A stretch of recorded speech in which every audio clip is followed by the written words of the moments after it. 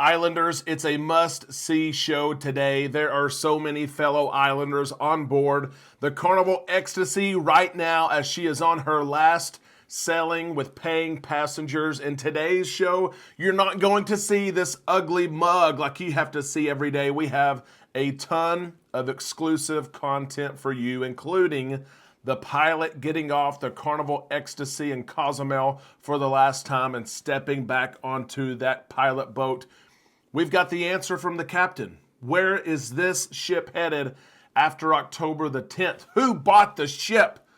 The captain answered that question, and we have it, of course, on video. We've also got a funny story from John Hild as he mentions Cougars on board cruise ships. Let's start the whole show with this right here. The Carnival Ecstasy leaving Cozumel for the last time. Goodbye.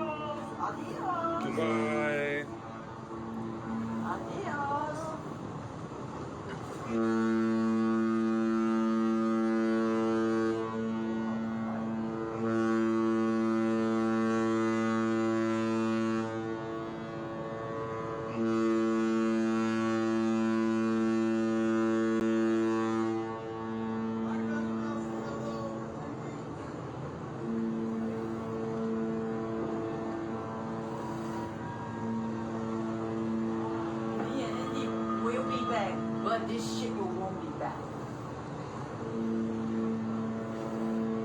Sad. Sad.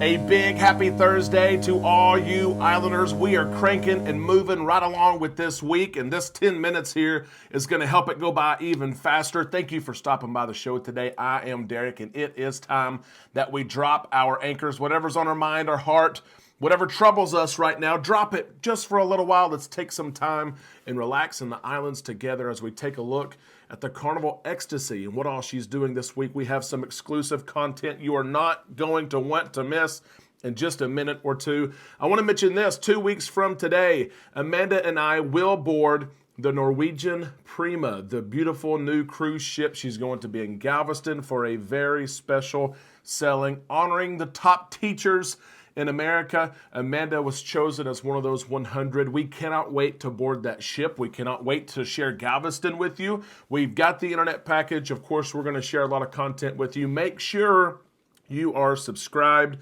and that you've rang that bell to receive notifications. That way, when I'm holding that selfie stick and phone and I click that button to go live 2 weeks from now, you will get that notification and you can watch that content. Speaking of content, Andy Jung has killed it this week as he's on board, he and his family on board the Carnival Ecstasy, and they keep on capturing content and sharing it with us. The video you saw of the Ecstasy leaving Cozumel was magical. The horn blasting several times. You can see Cozumel. And how many times has the Carnival Ecstasy called Cozumel as a port of call? How many passengers has got off the ship, enjoyed the day, and come back home tired, maybe hungry, probably drunk?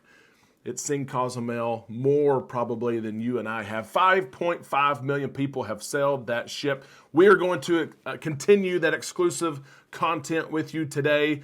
Andy Jung not only captured that moment when the Carnival Ecstasy leaving Cozumel for the last time, he also captured this. Take a look at this video here as the pilot on board the Carnival Ecstasy helps the ship leave port and then returns to his little boat. Look at this.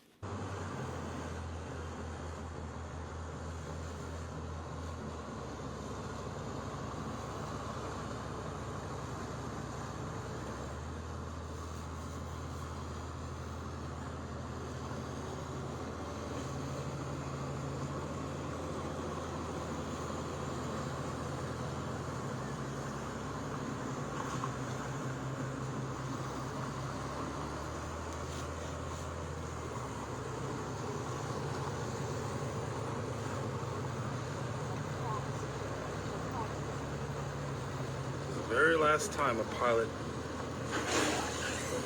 Gets off the shipping.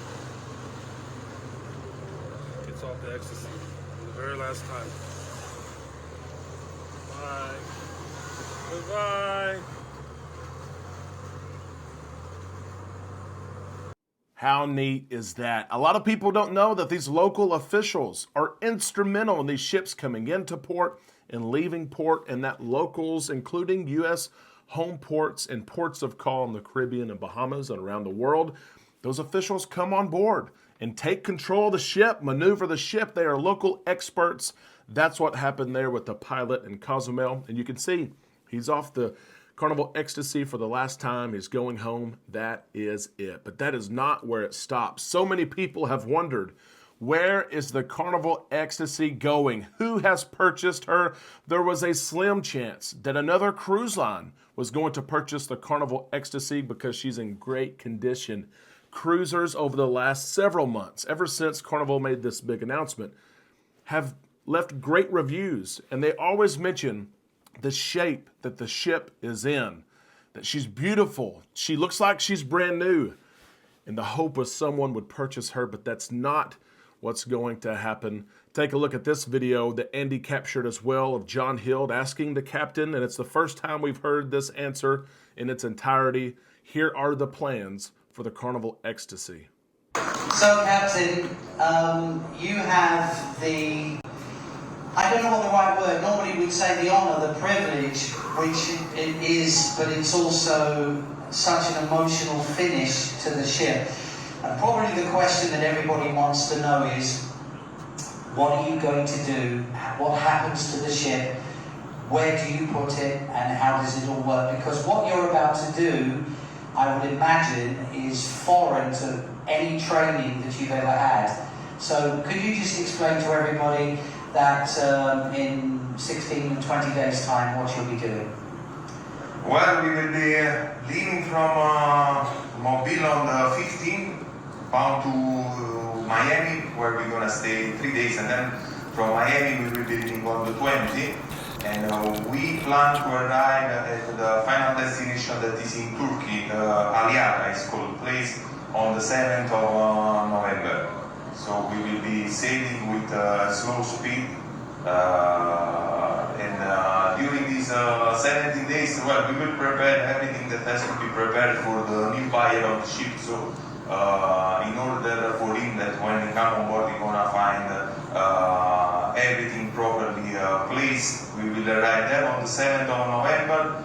Most probably we will stay 1 day at Temple, and following morning we will proceed to beach the ship. That is not even really a beach because it's a slide made of cement. It's not an actual beach. We will that morning we will before to beach the ship we will disembark all the crew members. So the most of the crew members that are not part of, let's say, technical crew members will disembark early morning, most probably around 5, 6 o'clock in the morning, and we will remain only 20-25 crew members that are practically the person in charge to be on the bridge, and obviously the engineer, because we will have to have all the engine ready by the time we will have to beach the ship. Then once the ship will beach, we will have a local pilot as well coming on board. There will be a Turkish pilot that will be on board to make this last mile, and then once we will beach the ship, we will still to disconnect a few things before then we will have we will disembark. Not sure yet if it will be by train or if we will be able to disembark via a tender from a shuttle. So you're actually driving the ship, navigating the ship out of the water onto dry land. I mean, that's what's happening. What kind of speed do you do to do that? And that says according to the pilot. You know, it happened on the previous ship that some pilot they request full speed, so they were going 50, 60 knots, Wow. while some other only 7 to 8 knots. Mainly it's only according to the weather condition. Yeah. If there is more windy, the pilot is requesting more speed. Because the spot where we will have to beach the ship is not very big, and there are ship on both sides. And so it's mainly according to the weather condition. That's not what we wanted to hear. We knew that was probably the reality of the Carnival Ecstasy, but we had been turning that blind eye, haven't we, for several months, hoping someone would purchase her, hoping we would hear news. But if she was being sold to another cruise line, we would have probably heard that before now. She will be beached, as the captain said, in early November. They're going to beach her.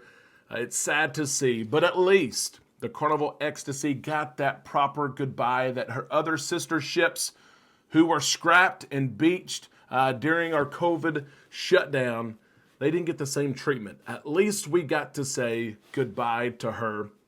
I also had to share this video from Andy where 3 former co-workers with John, one who worked with him toward the beginning of his career, surprised him at the question and answer session yesterday. And John also makes this comment of a cougar who once lived on board a cruise ship. Look at this.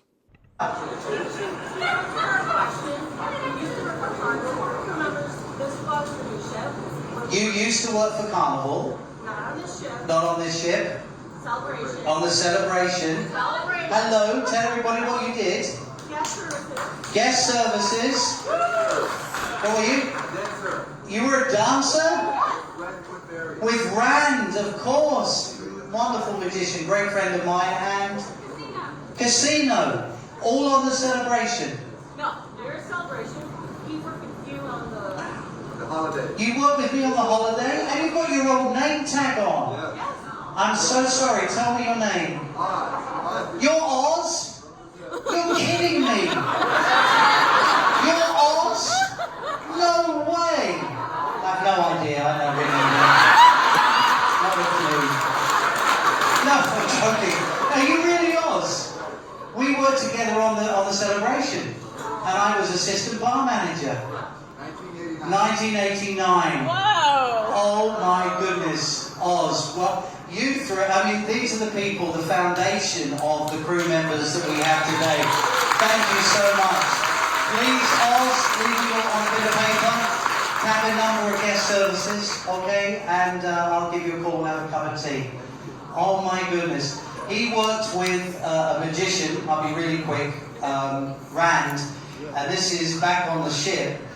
The finale of Rand's show was where he turned a dancer, into a 360-pound cougar, which lived on the ship, right? And it lived on the sun deck, right? Obviously you couldn't do it now, but in a cage, and it was unbelievable. People would go up there, for a bit of nighttime. I love you. Let us look at the stars together. And then this big pair of eyes would come. And there used to be piles of urine all the way down the people. My goodness. Give him a big hand. Thank you so much. Welcome home. The celebration of fabulous. I'm Sorry. pretty sure we still got some cougars on board. We do. I saw one of them yesterday and I know she's married, so she's actually a cheater.